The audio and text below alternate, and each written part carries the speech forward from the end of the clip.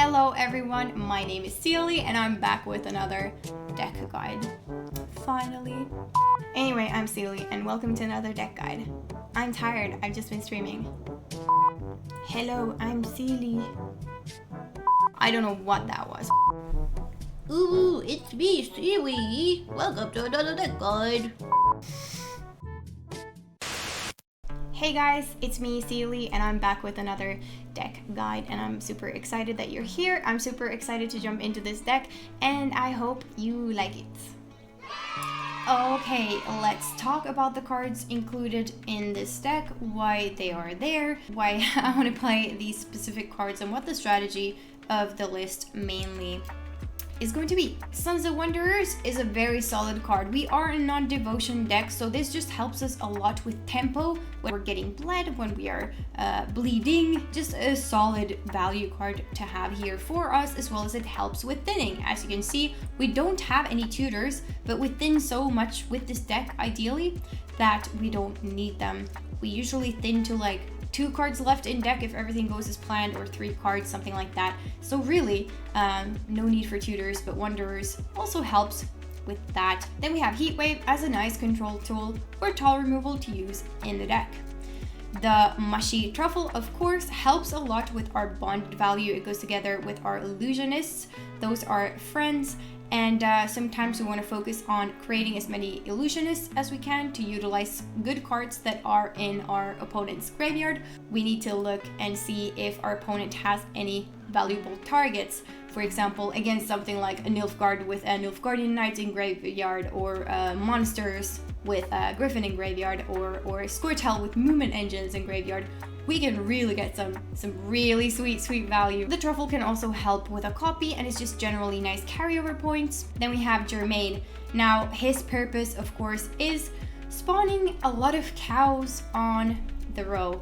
And these cows then will be utilized by the slave infantries for max value. So Germain, of course, he helps with that quite a bit, and it's useful, especially to play with stuff like Vrighef, Remde, and the slave infantries. That's the ideal situation. Then we have Ramon. Ramon is just a solid, flexible soldier for us to utilize. In some matchups, we might want to create more locks. In some matchups, we want to go all in on the slave infantries. In others, we want to go all in on the illusionists, depending on our hand state and depending on what our opponents have in graveyard. So just a very flexible, strong card for this list. Yennefer's Invocation, on the other hand, can work as a tall removal, can work as removing anything threatening from opponent's side of the board, and also you could put something useful on the top of your own deck if you want to pull it out with something like Sunset Wanderers, for example.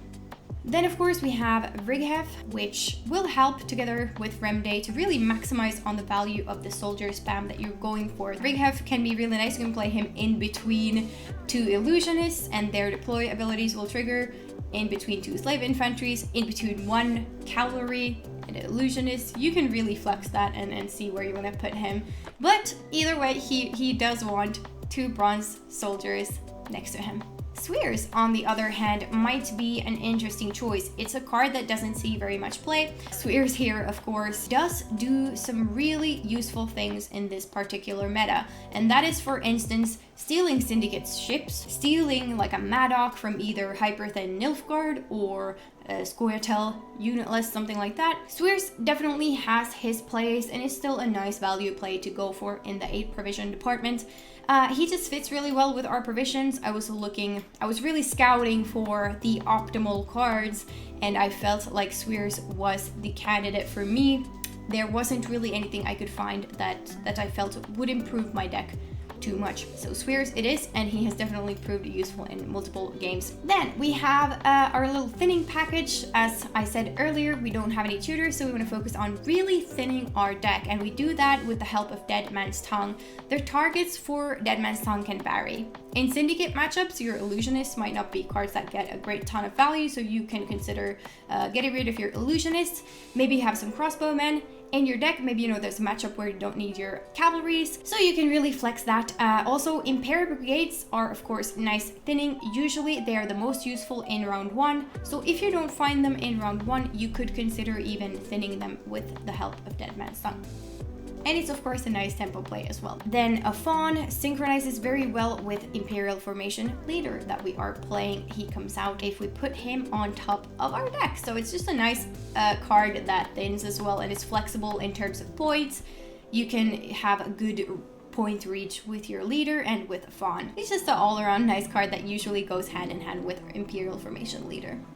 Now we talked a bit about Remday. He of course boosts an allied soldier and all copies of it, so whatever you end up having the most of, whether it's infantries, illusionists, or cavalries for some reason, then Remday is here to give you payoff on those. Good guy Remday, he really likes your soldiers, and you like him if you see him as well. So try to maximize that value and play him from a nice amount of points. Blightmakers, the obvious thinning package that go along with Dead Man's Tongue here for Nilfgaard.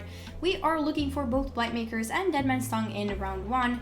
We really want to find that thinning to make sure we find all of our value cards later on in the game. Good stuff.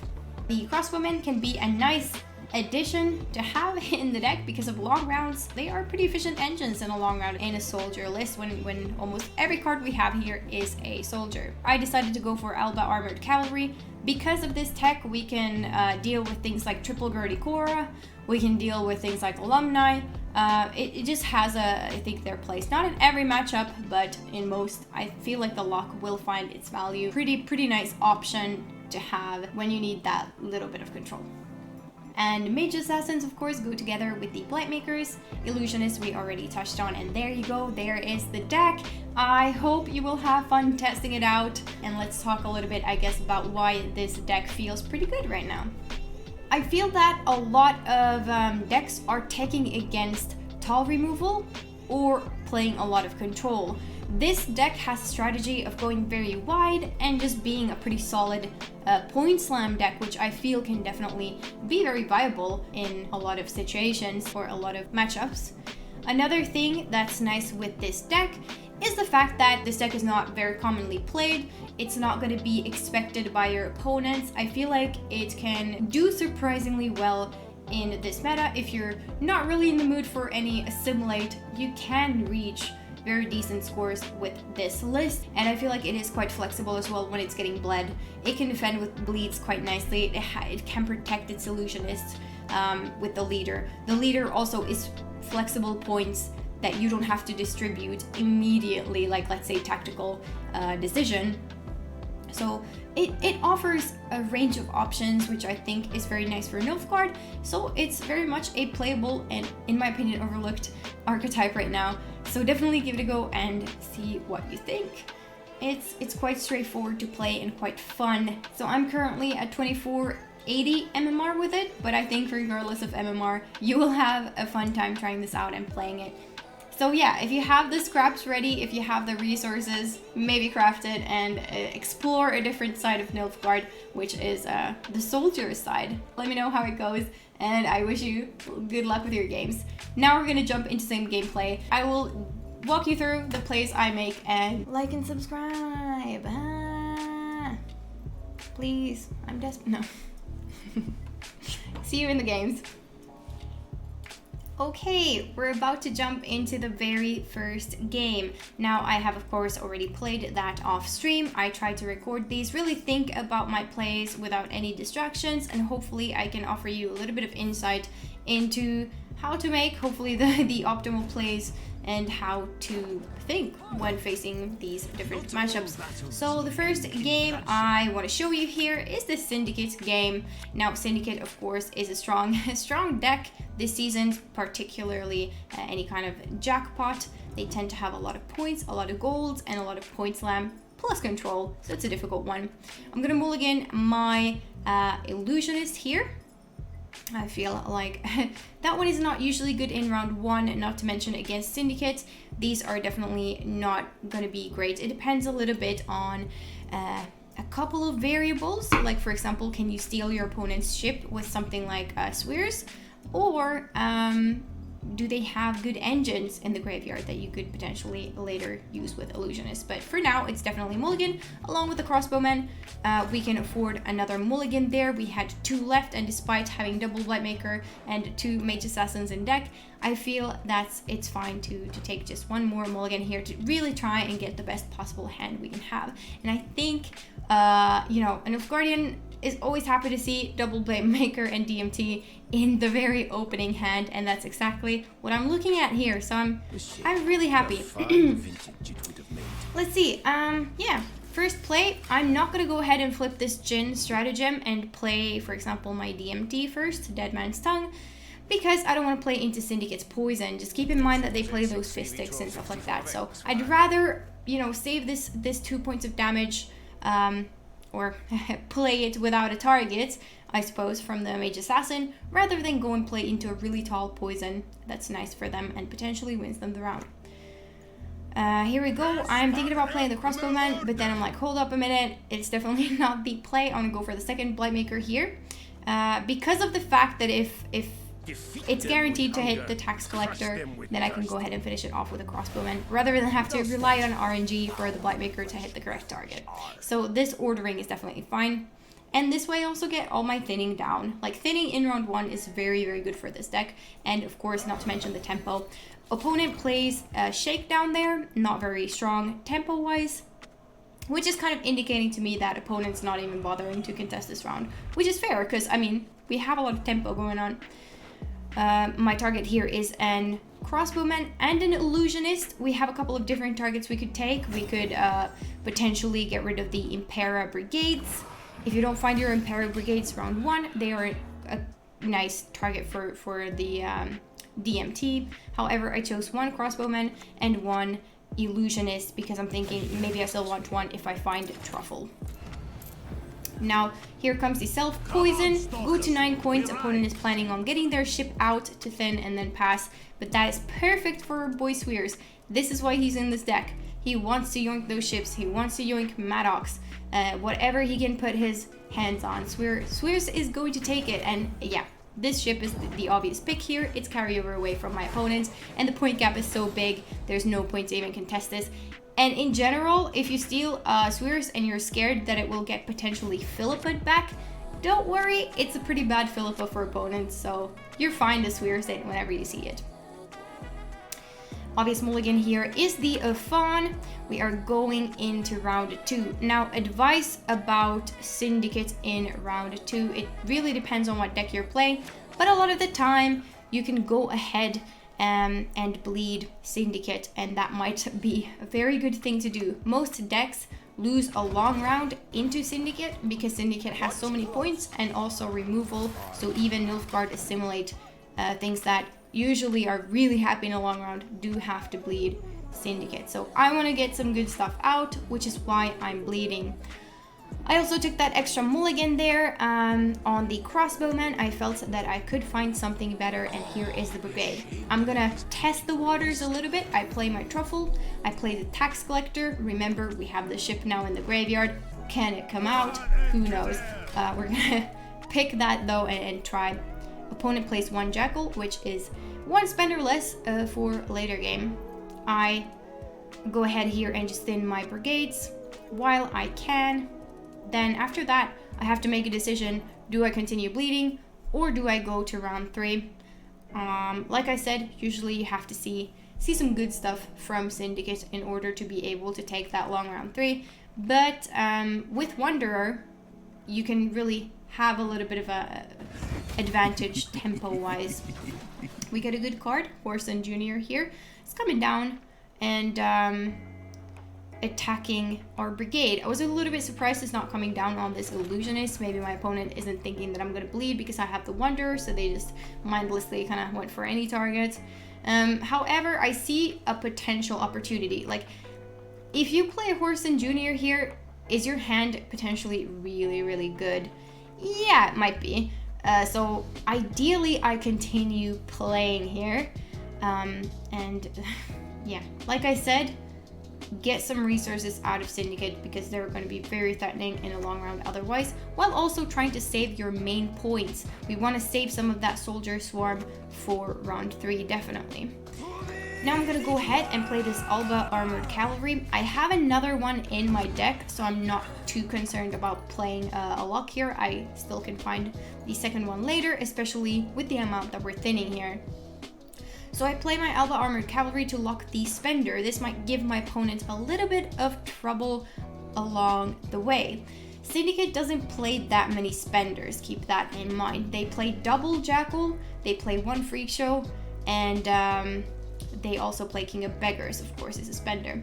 So if we can still have last say, as you could see there when I looked at my deck, I have both Invocation and Heatwave in my deck, both tall removals. If I can force my opponent to have to spend on only one thing, for example King of Beggars, then I would potentially have a pretty good Heatwave. Now down comes Professor, again, not killing my Illusionist, so I'm gonna take this opportunity to play it, and now I'm threatening with my tax collectors, they're mine now, I threaten the ship coming out here, which is quite funny. So let's see if opponent decides to finally deal with whatever I'm doing there.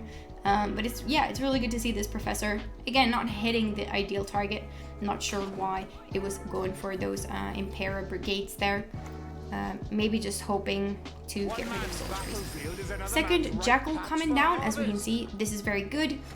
Now the Spenders left are Freak Show and King of Beggars. For most Syndicate Jackpot decks, not every deck strictly plays that few Spenders. Potentially they play a bit more. But yeah, I take a pass here. It feels like a good pass. I've established my carryover with my Truffle. I've played both of my Illusionists, and maybe I could have played more just to try and get the ship out from my own graveyard. That was a consideration. However, I feel like with that point gap, it was a little bit too threatening and I will lose my card if I continue playing. So I would rather just take the pass, get one more card out of my opponents. I've already seen Professor, I've seen Junior, I'm okay with this. Alright, as you could see there, my deck contained Invocation and a Fawn. Those were the cards left here, as well as the lock. So I mulliganed my Crossbowman. I didn't feel like that one was going to do much for me.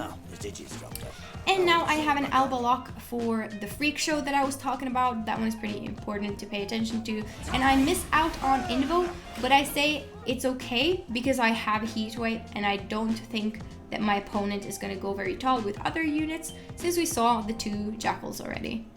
So, you know, that's fine. Just one Heatwave I think is enough, should be enough for this round, and I can leave Invo in the deck. I'm gonna play Germain here, or I played it as you saw. I could have considered putting it on range throw. When I looked at this game, I figured that one out because both Alba Armored Cavalry and Fawn are melee locked, but you know, that's kind of being a little bit nitpicky. You probably want to play your Germain range throw unless you're planning on going for the Illusionist spam, then you might want to keep the range row free for that. So just something to note and keep in mind. Time to spawn these slave infantries. This is what the deck really wants to do. Just get the value. Play a nice value game. That's what we're doing here with our Ramon. Transforming these cows into slave infantries. Here comes the Kurt. Opponent doesn't want to see Germain any longer. That's fine by me because I feel like Germain's already done what we wanted him to do. That's why we have him in the deck. So yeah, he's done his job. Good job, Germain. Time to make more cows into soldiers. So there we go with that, and now, yeah, I feel like we've established this pretty well. I'm going to go ahead here and use my leader as well, because this makes it a little bit harder for Freak Show to come down and remove my slave infantries that I need for the Remday points later. So I put my Fawn on top, of course, and we have that up out on the front row. And yeah, Freak Show is gonna have a bit of a hard time removing too much here. And Freak Show, indeed it is. Getting rid of that Germain instead of a soldier. Maybe hoping that they could have removed 2 units there. But now that I boosted them, that's not gonna happen. So I'm pretty happy about my boost. Freak Show is kind of thinking about what to do here. How much am I removing? And yeah, not going to spend the full leader here to go for more removal, but rather just spend the coins. And this leaves me with a really nice gap to go ahead and play my Alba Armored Cavalry, you know, and there we have the lock. Now Kurt is a little bit like, maybe I came in too soon, because that Purify on the lock would have been kind of nice for my opponent. Here's Siggy putting up those coins. Back up so that I suppose Savala is activated. Now I go for Vrighef while I have 2 adjacent soldiers here. Slave infantries, particularly, I transform the cows into more soldiers, and as you can see, soon we have a proper Remde value that I'm really excited to play in this game. Of course, opponent does still have a big point swing. Maybe it looks like the point gap is quite big in my favor right now, which is the case, but yeah, Savala and King of Beggars is a lot of points still. So I'm hoping that we have done enough, that we've bled enough, and played enough. I'm going to go ahead and play this truffle as well. I don't really want my slave infantries to die. There's one at 3 power, so I don't want to risk anything. Just might as well buff them. I have to use the truffle at some point. Opponent is deciding on what to do, and it is indeed a Mariels.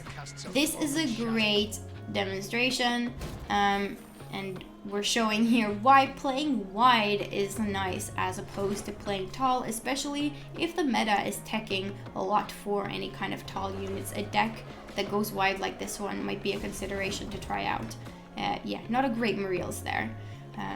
Not the worst, but not the best. Definitely not the best. Not what you're looking for when you have Mariels in your deck. You're not looking to queue into Nilfgaard Soldiers. Here is Philippa taking one of these out. That tells me that, yeah, the spending situation is not looking amazing for my opponent. And here comes my Vermday for a solid point swing here in my favor.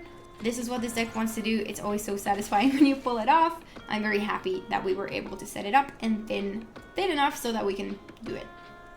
And drum roll, the finishing swing that, to no one's surprise, is Savala plus King of Beggars. It's not enough. We have the heat wave. King of Beggars wasn't as tall as I expected it to be, but instead we take the Frightener out of the game there, and nicely we secure that win for ourselves. So what we can take away from this matchup, I think, is round control is really nice to have. Bleed in round 2, you need to get some things out. There were a couple of games that I recorded that were nice against Syndicate victorious. And in those games, I always bled and got something out from Syndicate to then play some value package in round 3, and also usually say my tall removals for that.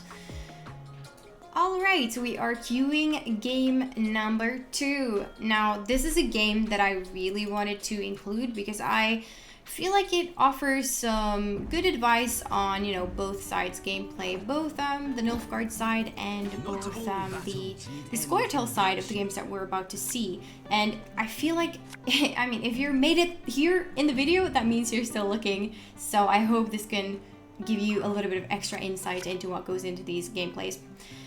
Alright, we're mulliganing here. As you can see, we're mulliganing the obvious Mage Assassin bricks, and yeah, we're looking for DMT and Blight Makers, which is thinning, and that's what you love to see in round 1. Now, the second mulligan target here does end up being Vrighef because I have quite a bit of thinning in my hand still, so I'm hoping that I can find the Vrighef later.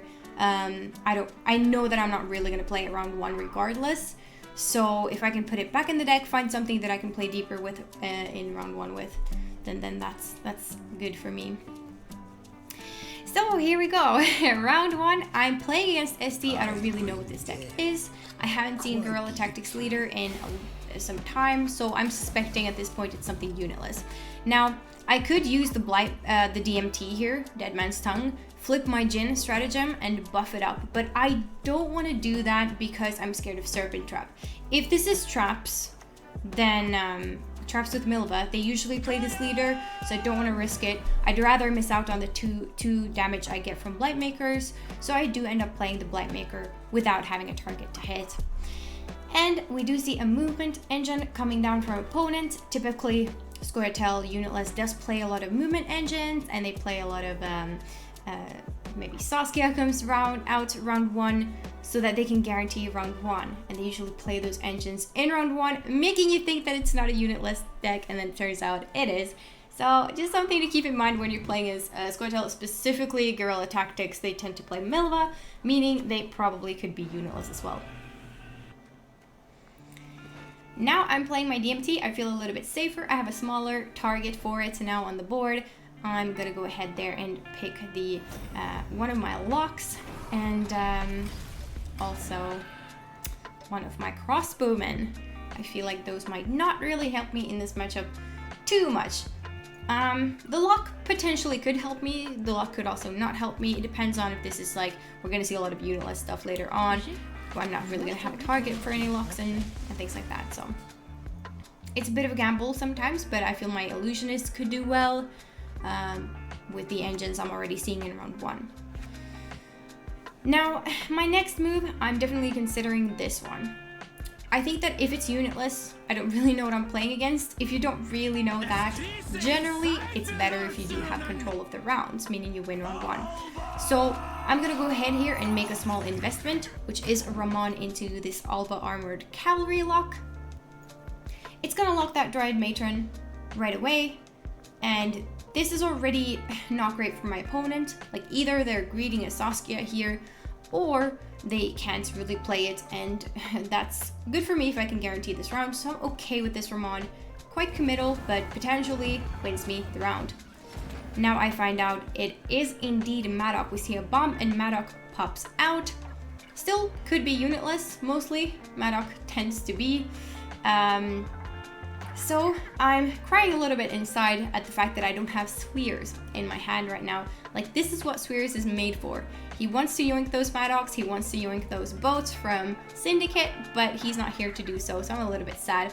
Now, the point gap is quite big here. Scoia'tael doesn't really have an easy way to make up this point gap that we're making with this Blightmaker here. Unfortunately, it does hit Madoc here. We're not super happy about that. So we're gonna see what our opponent does next, but I'm suspecting that this point gap might be quite a bit to catch up with at this point for my opponent. They're gonna have to play something committal now if they want to stay in the round.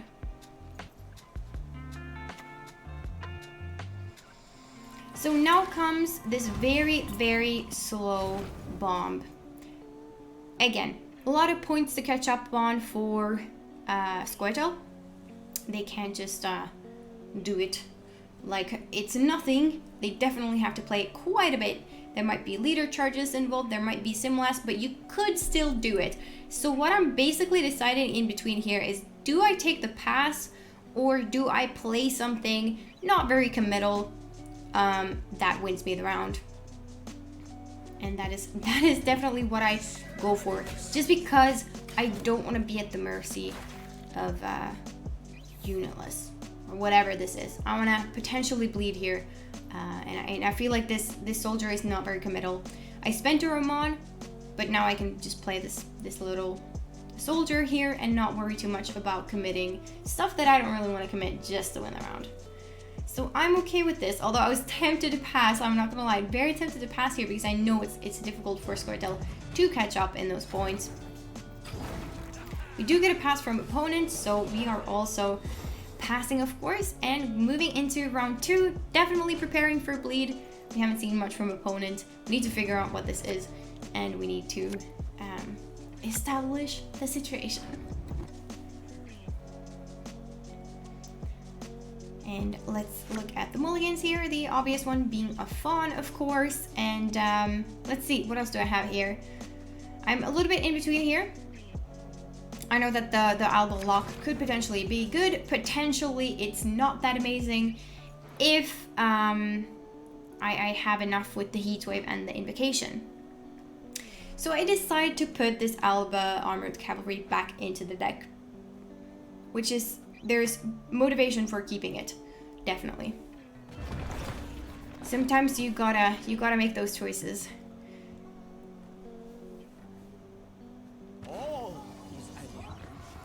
Here we go. I'm going for the illusionist into the sentry. I'm hoping I can establish a nice combo here with the illusionist. I find, I'm not gonna lie, I was very happy to see that second illusionist pop out there when we did mulligan the Alba armored cavalry. So I can establish an self-sufficient engine almost with my illusionist. I'm going to go ahead and boost this because I already saw one making a bomb in round 1, and Milba plus leader would otherwise take care of this. So I decided to boost it here. Now, a funny thing I actually did not consider is that, and my opponent clearly didn't either, is that this illusionist actually gets buffed from the sentry. And I was like, whoa, look at this. Which means that leaves Milba on the board. She only does 1 damage now. Not really ideal for my opponent. I don't think my opponent wanted that at all. And now I'm like, ugh, like I wish I had Swears. I could have utilized that lock I just mulliganed. But I'm so tempted to pass here because a Milba going into the graveyard, literally getting no value, is very, very tempting. And at this point, I'm just like, this is a no unitless deck. That's what I'm thinking. So I'm very, very tempted to pass here. And so I do, and we move on to round 3. I haven't seen Saskia, of course, which is a card that I had in mind, but I figured maybe I can find it with my own points because I do have quite a lot of them. So it might even be enough to compete with Saskia, and I also wanted to try that out. So the pass like felt like a pretty decent one. Here we get Truffle carryover from opponent into a Mahakam Marauder. Now I'm starting thinking, okay, Truffle is not really something you see in unitless, but it does work with Saskia, so why not?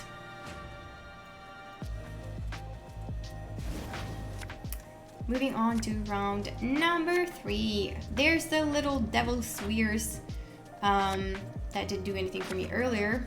Obvious mulligans there being the Imperial Brigade. We are competing for row space anyway here, so I don't really want the row space to be an obstacle. It's only 8 points regardless, and then a fawn is the other just obvious mulligan there to take. Alright, here's Saskia, as expected, very conveniently pulls out this Seer here. Definitely not bad at all for my opponent. And I'm starting to think, Seer? That's not really a movement engine. Could this potentially be?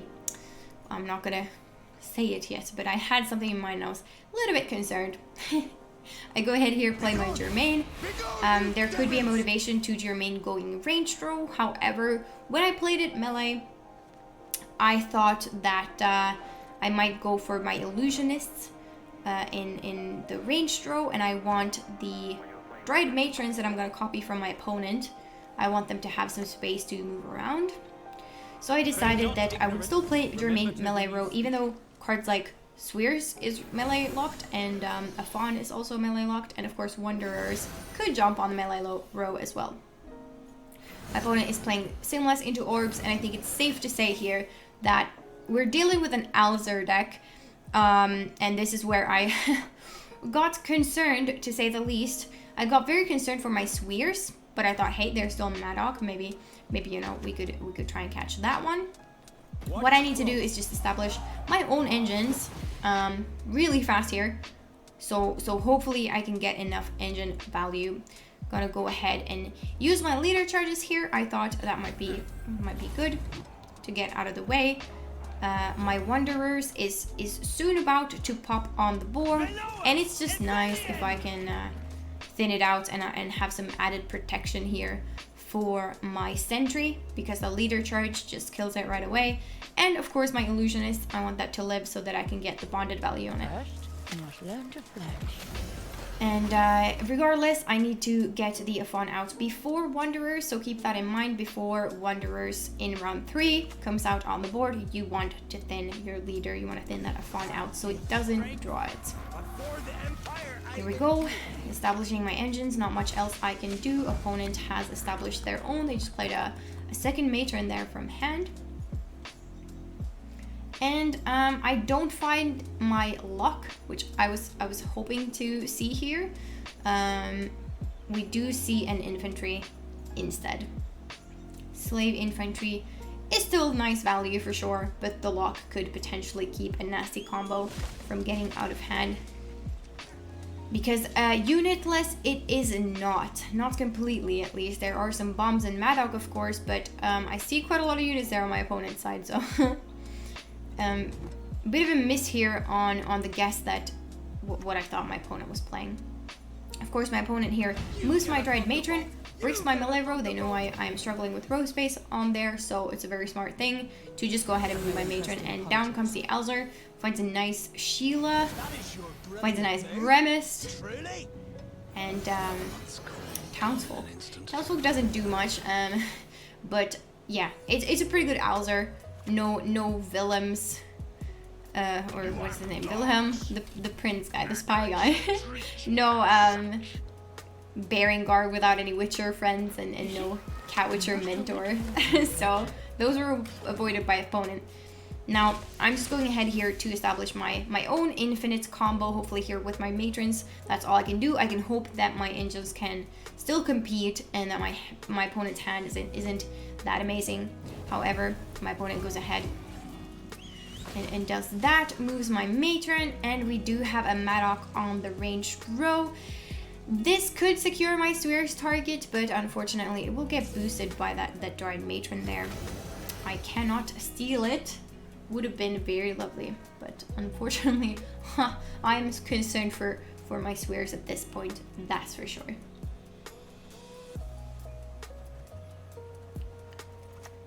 Down comes the slave infantry. There's not too much to do. I think the order of my cards here is quite obvious. Just play for max value. Save my tall removals for later to see what opponent has, what's going to be the strongest cards to remove. Down comes another bomb we can expect. Or since the Maddock was pressed. Or just for the convenience of row space. Here comes a pretty threatening combo, 2 engines in 1 turn from opponent. Saskia summoning the Cat Witcher as well as the Sentry there, but I'm going to go ahead and play my slave infantry again just for value. I need to wait with my removals, I think, for Gestris. There could be a Gestris in the deck potentially. I mean, provisions are very tight, I guess. Gestris cannot be fit. But in general, I don't know yet which is the best removal target here, but once the second Cat Witcher does come out on the board, I know I have to deal with this Engine Fiesta, so I go ahead and Heatwave the second Cat Witcher, because these are already doing a little bit too much. And I dare press my Germain here. I dare do it. I am basically thinking that my Swears is just always going to be bricked here. I would be very happy if I got a target for it, but row space is a bit of an issue, as well as targets. So be very mindful of your Swears. Ideally, be skilled and find it earlier than round 3. And if you still have it, consider it even a mulligan choice, potentially. Our mulligans were pretty obvious here in round 3. Nothing we could do about it, but the Swears might even have to be a mulligan in round 3. But it has its perks when you find it early. Here comes our Fremde. We're just going to play it because we don't want our opponent to have time to remove any of our slave infantry, so we're just going to take the max value we know we can get. And yep, here we see 1 card left from opponent. I am pretty sure that it's going to be Gord, and I'm realizing that I lose to a Gord regardless, so I can just go ahead and invo here, take out that Cat Witcher, sure, why not? Go for that one. And even if there's no gourd, things are looking bleak for us. But yeah, here's gourd coming down, and my poor little Swears has no targets to kidnap, nothing to steal. He has to go home empty-handed. And yeah, I regret mainly my luck mulligan in this matchup. I think that one would have been a pretty good keep, especially there in round 2. That was mainly it. But other than that, as you can see, we can get pretty high points in a long round 3. Not enough to compete with Saskia and Saskia's engines, but definitely quite a bit of points still. So that is not bad at all. So I just wanted to show you guys with this game basically what a Squirtle player might do. Potentially their strategy is play very non-committally and really hope that you're not getting bled. And if you see a Squirtle player do that, maybe it is time to try and bleed if you can. I think in that round, if I would have kept my luck, I would have used it on the Milva. And if I would have had Swears, I would have always taken that Swears. But without those cards, it was very tempting to take that pass and go into round 3. However, I did need to continue bleeding there. That is just how it goes. I'm just browsing some Nilfgaard cards here, thinking about whether there would be an option for Swears, because he doesn't feel very good if you don't draw him early enough in round 1 or round 2. However, I gotta say, while browsing the cards, I didn't really find a better option or anything I felt that could compete with Swears on this provision range, if you will. And there are big perks to Swears, and that is yoinking Maddock, that is yoinking Syndicate's ship. So I feel like Swears is still the correct card to have there in the 8 provision slot. It can definitely get its value in this meta. But yeah, another thing I would like to add to that is I wanted to include this also to show that if you think about what you did, what you could have done differently in a game, if you reflect over it, that's how you grow as a Gwent player. So self-reflection is always good. Make sure to think about, maybe there is a card in my deck builder that I could potentially play. Maybe in a game, what went wrong? Like, what was the make it or break it moment? For me, I can identify that it was the round 2 bleed situation that went wrong. So that was quite easy for me to identify. And sometimes, of course, you lose to card draws and things like that. So you don't have to go too hard on yourself. But in general, just, to evolve as a Gwent player, I feel like you have to think, what can I do differently? What was the point where a different outcome might have happened if I played it differently? Because then in the future, when you're in a similar situation, you can recall back to the game where things maybe didn't go as planned, and you say, okay, last time something like this happened, I didn't bleed Squirtle, and that was not good enough in a long round. So now I know I have to bleed a little bit more with this deck if I ever face this type of a deck again that goes for the same strategy. So just keep that in mind, and I hope this game still gave you a little bit of something useful to take away from it. So thank you for watching. Thank you so much for watching this video. If you made it all the way here, I'm your biggest fan. I hope I'll see you for the next one. I'm aiming at weekly content now. These take quite some time to make and edit, just because I really want to do the voiceover properly. I really want to make sure the editing is right. I'm still practicing, as you can see maybe, but I just want to do a good product that isn't like copy paste from my Twitch channel. So I hope you enjoy it, and please leave a like and please subscribe. That really helps me out and I appreciate you. So thank you for watching, and see you in the next one. You better like this video or